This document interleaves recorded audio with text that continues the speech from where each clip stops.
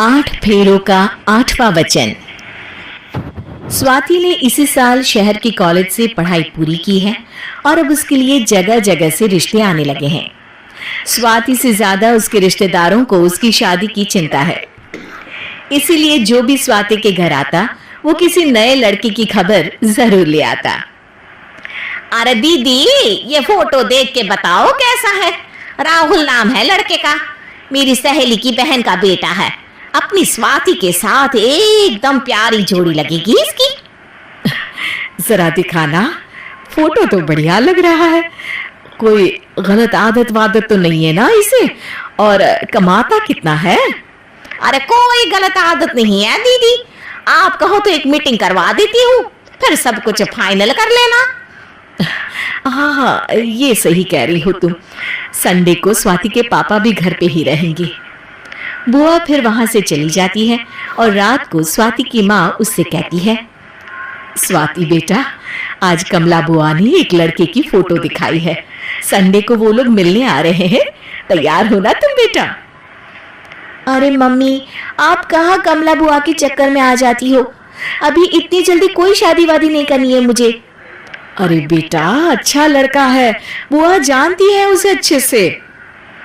हाँ स्वाति बेटा, एक बार मिल तो लो, बाद में देखेंगे आगे क्या करना है। वैसे तो कमला रिश्ता लाई है तो मना करने का तो कोई सवाल ही नहीं उठता। संडे की सुबह होती है और कमला बुआ राहुल और उसके मम्मी पापा को लेकर स्वाति के घर आती है। अरे आइए आइए भाभी, इसे अपना ही घर समझिए, इनसे मिलिए। ये मेरे भैया और ये मेरी भाभी है। नमस्ते भाभी जी, ये है हमारा लड़का राहुल, सरकारी नौकरी की तैयारी कर रहा है ये। वैसे आपकी बेटी कहाँ है? अरे स्वाति बेटा, बाहर आ जाओ। वैसे कितनी पढ़ाई की है स्वाति ने? जी, पोस्ट ग्रेजुएट है हमारी बेटी साइंस में।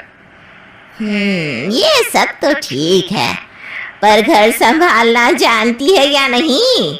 हमें कौन सी इससे नौकरी करवानी है, नौकरी तो मेरा बेटा करेगा ही। पर मैंने इतनी पढ़ाई की है और आप चाहती हैं कि मैं घर पर ही बैठी रहूं? अरे स्वाति बेटा, ये बड़ों की बात में तुम कहाँ बोल पड़ी? हम सब देख लेंगे क्या करना है क्या नहीं। हम तो इसी बात पर विश्वास करते हैं कि घर के लड़के घर में ही रहे तो ज्यादा अच्छा रहता है। वरना भाई साहब, आप तो आजकल के हाल जानते ही हैं, कितनी घटनाएं होने लगी हैं औरतों के खिलाफ। स्वाति बेटा, रसोई का काम तो पूरा जानती हो ना? शादी के बाद तुम्हें ही संभालना है वो सब। अरे बहुत अच्छा खाना बनाती है ये, आप सब लोग इसकी तारीफ करते नहीं थकेंगे। लो भाई, हो गई मीटिंग, अब शादी की तारीख फाइनल कर लेते हैं, क्यों भैया? भाई, हम तो पंडित जी से चर्चा करने के बाद ही तारीख फाइनल करेंगे। सालों से हम उनकी बातें मानते हुए आ रहे हैं। लड़के वाले और कमला बुआ की बातें सुनकर स्वाति एकदम नाराज हो जाती है और उसे लगने लगता है कि शादी के बाद उसे घर पर ही बैठना पड़ेगा। लेकिन घर वालों के आगे उसकी एक नहीं चलती और उसे शादी के लिए हाँ कहना पड़ता है। शादी का दिन आ जाता है और सब मंडप में जमा होते हैं। अब फेरों का समय हो गया है, अब कन्या अपने वर से 7 वचन मांगेगी। आप किसी धार्मिक आयोजन में जाए तो मुझे भी ले जाएंगे।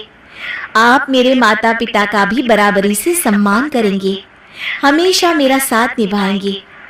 आपको दोनों परिवार की जिम्मेदारियां बखूबी निभानी होगी। हर जरूरी बात में मेरी भी राय लेंगे। आप सभी गलत आदतों से दूर रहेंगे। आप मेरे अलावा किसी और औरत से कोई गलत संबंध नहीं बांधेंगे। ये 7 वचन पूरे हुए, वर क्या तुम्हें ये सारे वचन मंजूर है? जी हाँ पंडित जी, मैं सारे वचन अच्छी तरीके से निभाऊंगा। अरे वाह वाह, बढ़िया तरीके से सब काम संपन्न हो गया। तो इसी के साथ विवाह संपन्न हुआ और आज से ये दोनों पति पत्नी हुए। 1 मिनट पंडित जी, अभी एक वचन लेना बाकी है। अब कौन सा वचन है बेटा? मैं अब हमेशा के लिए किसी दूसरे घर में जाने वाली हूँ, तो पति के अलावा मैं अपने सास ससुर से भी एक वचन लेना चाहूंगी। अब कहो बेटी।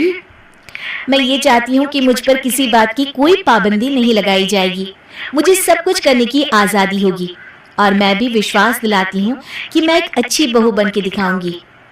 स्वाति की बात सुनकर उसके सास ससुर एकदम चौंक जाते हैं और कुछ बोल नहीं पाते कि उतने में कमला बुआ बोल पड़ती है। अरे बेटा, ये भी कोई कहने की बात है? रानी बन के रहोगी तुम तो। वचन देने से पहले सोच लीजिए, क्योंकि शास्त्रों में वचन ना निभाने वालों के लिए नरक से भी बदतर सजा लिखी है।